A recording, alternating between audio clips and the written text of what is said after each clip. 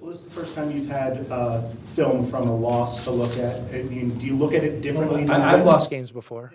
Oh, okay, thanks. Do you look at it differently? No, I mean, everything's a learning opportunity. And, we played a really good team that played really well. And, we obviously made some mistakes, areas we wish we could have done things a little bit better, but I think that's every game. So, we're not going to make too much of it. And, it doesn't feel good. And we're a program with high expectations and high standards. So, losses are always tough, but we'll be all right.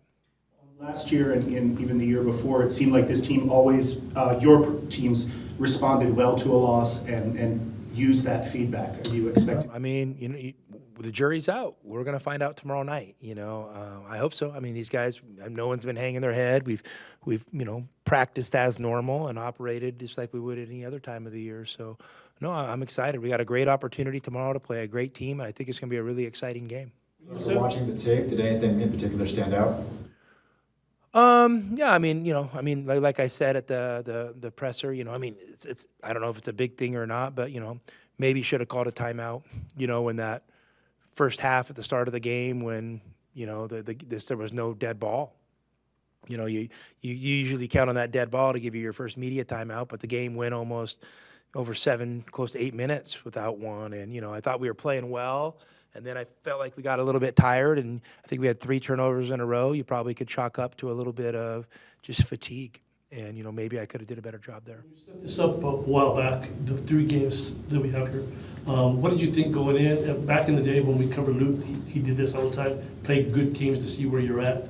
Oh, for sure. I mean, we want to see where we're at. And by no means do we feel like we're a finished product or, obviously we're not invincible.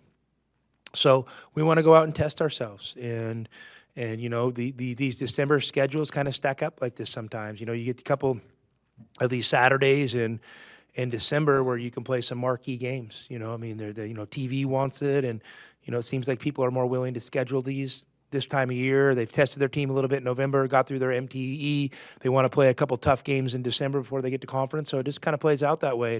And if you throw a tough game in midweek, well, then you're probably going to end up with three or 4 tough games in a row, and that's where we're at. So, I'm excited for the opportunity. I'm glad we get an opportunity to play Wednesday, and I know it's going to be an incredible challenge.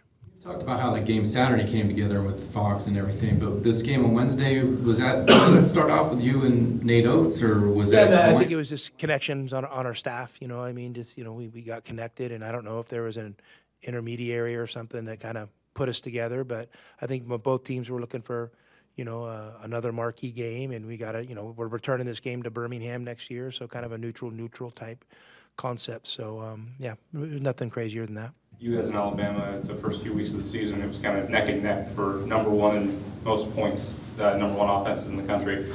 What are you guys going to need to do on defense to slow them down? Well, they play an incredible pace. They're relentless with that, and they play with great effort. So, we have to make sure that we can match that effort, is the main thing. And, like I said, I don't particularly go into games thinking I want to play faster than this team or slower than this team. We're going to go and we're going to play, how we're trained to play. And so obviously we're comfortable getting up and down, as are they. So, the game could be an up and down affair. I don't know. But sometimes you play these games and the score ends up 65-61. So, we'll see. We just got to do an incredible job playing with a great effort, obviously getting back and, setting our defense. They obviously are comfortable shooting a lot of threes and, just find you always got to strike a balance between guarding the 3-point line and protecting the paint. It's a tough balance. And so it's going to be an incredible challenge. Back-to-back games in NBA arenas. Is there anything visually that you guys have told you about that? No, listen, McHale's the size of an NBA arena, and we played in it every day, so I think we're fine. The only thing is, this time of year, it seems like every event you play in has a different sponsor for the ball. So, you're switching balls, every game. But, other than that, I don't think there's anything. The Purdue players are complaining about the ball that you used in that game. Was it different? I don't know if any of us should be complaining about it, because you know what? That's the ball you're gonna have to play with in the NCAA tournament. So. You've got Jaden Bradley going up against some former teammates tomorrow night. So have you noticed maybe a little bit of jump in his step this week? Nothing in particular. Jaden's a pretty low key guy. He never seems to get too high or too low. No, I mean, Jaden's a competitor. I'm sure he's going to want to play well. And I'm sure they'll want to play well against him. But I mean, I know this. I mean, this is one of those transfer situations. There's no bad blood on either side. So it's just a decision Jaden made. And I mean, I've talked to Coach Oates about him, and I think Coach Oates really likes him as a person and a player. It just didn't work out there. So we're fortunate he's with us now. But we haven't made a big deal about it. You have a guy in that situation, do you talk to him about, hey, don't get too fired up, et cetera, or is it maybe because of the way guys transfer so much, is it not that big a deal? I mean, I think it's probably a case-by-case, deal, and I just make sure that they're okay with it and let them know that, hey, we support them and love having them here, and, let's go out and, we don't need him to, be a hero tomorrow. We just need to go out and play good team basketball, and he's part of that. So you have kind of talked to him about that? So. I mean, maybe in passing here and there, but nothing. I don't, call a meeting or anything in particular. Nothing formal. I noticed him chatting with his teammates a little bit, maybe because he has some of the inside scoop on that team. No, I mean, nothing crazy. I mean, they have a lot of new guys, and that's how college basketball is year to year. So, I mean, Jaden, is pretty quiet. For the most part. So we haven't asked Jaden to get up and give a scouting report or anything, nothing like that. Kylin was on the bench for about 9 or so minutes in the second half against Purdue. Was it an injury thing, or was it just he wasn't the right fit at the point? No, I mean, I think we put in a lineup and, we were down and we came back. And so it was nothing more than that. And I mean, Kylin's played really well. And, usually a good player like Kylin's going to end up on the positive side of that decision, and sometimes when they go on the court and you make a run, they end up on the other side of it, and it was nothing in particular. Did you find that Jaden and maybe KJ a little bit in particular are better fit for that zone when you did use it, or was it just a matter of... I mean, listen, we've used the zone one time in a game, and it worked for some possessions. By no means are we going to anoint that the savior of our basketball team, or I mean, we've got a very small sample size, so I mean, I'm still figuring out how exactly we want to play it. And, we practice it here and there, but we don't spend much time on it. Well, I just meant as opposed to putting Kylin back in when you had that zone going and you were cutting the lead back. Did you just figure? I mean, I mean, I probably did. I probably thought that we had a lineup out there that was playing really well. And, I probably didn't say, oh, we're in zone and Kylin's on the bench. Oh, maybe our zone's working because Kylin's on the bench. I mean, that never crossed my mind, no. Played the rest of the game, but did Pella come off the hand issue all right? Yeah, he's fine. Yeah. What you mentioned JB just jokingly about the scout, but also Caleb and Kean played against them last year. Right? You guys get them in a room together? No, we haven't got them in a room. We're in a room together all the time, but we haven't got them in a room together and shine the light on them and ask them to, tell us the secrets to victory. Nothing like that. So, I mean, no, we have coaches that do that stuff, and our players are always engaged in every decision we make. So, but nothing crazy.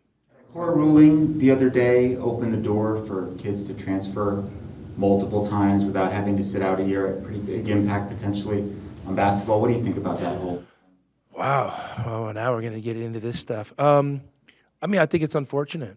I think it's unfortunate that the NCAA, makes a decision, then changes the decision mid-season. I mean, it wouldn't have impacted us, okay? Because, but maybe it would have. I assumed, because all the information that I had been told was two-time transfers was going to be really tough. So we did not look or consider any two-time transfers. I'm sure there's a lot of other people in that situation too. And I guess kudos for those that did, but they were rolling the dice. I mean, it's tough to navigate from a coach's position running a program when the rules are constantly in flux and are changing mid-season. I mean, do I have an answer? No. I mean, there's so I don't know, and I don't want to get into, the NCAA does this great, they do this bad. I mean, that's an easy thing for people to pile on. It's just tough when you sit in a coach's seat. I mean, it's not fair to the coaches. Maybe it's fair to the players. I don't know. So I don't know what the right answer is. So, what do you tell to people, explaining to them why it's not fair to the coaches when it comes to a situation like this? Well, I mean, you're making decisions on how you're going to run your program, which ultimately impacts your livelihood and the livelihood of your staff. You know, impacts the performance of your team and your players.